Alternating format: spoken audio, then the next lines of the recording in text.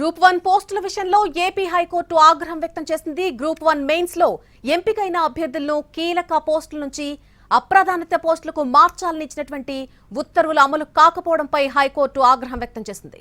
ఉత్తర్వులు అమలు చేసి రిజిస్ట్రార్ జ్యుడిషియల్ కు నివేదిక ఎందుకు సమర్పించలేదంది కోర్టు. సీఎస్ చర్య కోర్టు ధిక్కరణ కిందికి వస్తుందంటోంది ధర్మాసనం. రేపు ధర్మాసనం ముందు హాజరు కావాలని చీఫ్ సెక్రటరీని ఆదేశించింది హైకోర్టు.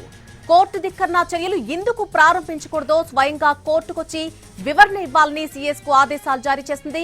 అలాగే తదుపరి విచారణ రేపటికి వాయిదా వేసింది. ఇదే అంశంపై పూర్తి అప్డేట్ మా ప్రతినిధి శ్రీకాంత్ అందిస్తారు.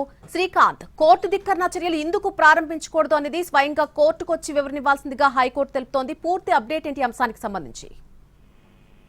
గ్రూప్ 1 ప్రధాన పరీక్షకు సంబంధించి మూల్యాంకనం మీద దాఖలైన పిటిషన్ కు సంబంధించి ఇటీవల హైకోర్టు కీలక ఆదేశాలు జారీ చేసింది. ఆ ఆదేశాల్లో భాగంగా మొత్తం వ్యవహారం మీద సిట్ ని ఏర్పాటు చేసి విచారణ నిర్వహించాలని మార్చి 16 కల్లా నివేదికను ఇవ్వాలని కూడా ఆదేశించింది. అదే సమయంలో ఈ పరీక్షకు సంబంధించి ఎవరైతే ఉత్తీర్ణులయ్యి పోస్టింగ్లు పొందారో వాళ్ళందరినీ కూడా నాన్ ఫోకల్లో పోస్టింగ్లు మార్చాలని కూడా సిఎస్ ని ఆదేశించి ఆ నివేదికని రిజిస్ట్రార్ కి ఇవ్వాలని కూడా ఆ ఆదేశాల్లో హైకోర్టు పేర్కొంది. అయితే వాటిని ఎక్కడా కూడా ఇప్పటి వరకు సిఎస్ అమలు చేయకపోకుండా ఉండటంతో హైకోర్టు ఇవాళ జరిగిన విచారణలో తీవ్ర ఆగ్రహం వ్యక్తం చేసింది.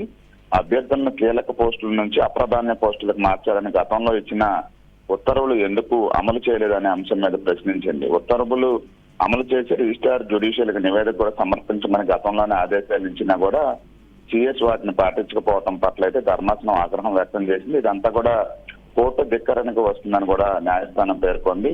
దీనికి సంబంధించి వివరణ ఇవ్వడానికి సంబంధించి ధర్మాసనం ముందు రేపు హాజరు కావాలని చెప్పి సిఎస్ ని కూడా ఆదేశించింది. కోర్టు ధిక్కరణ చర్యలు ఎందుకు ప్రారంభించకుండా ఉండాలో అనే దానికి సంబంధించి సిఎస్ ని నేరుగా కోర్టులో హాజరై వివరణ ఇవ్వాలని కూడా ఆదేశాలు జారీ చేసిన నేపథ్యంలో రేపటికి కేసు విచారణని వాయిదా వేసింది. ఈ నేపథ్యంలో ప్రభుత్వం నుంచి ఎటువంటి వివరణ రేపు సిఎస్ కోర్టులో ఇస్తారనేది ఆసక్తిగా మారింది.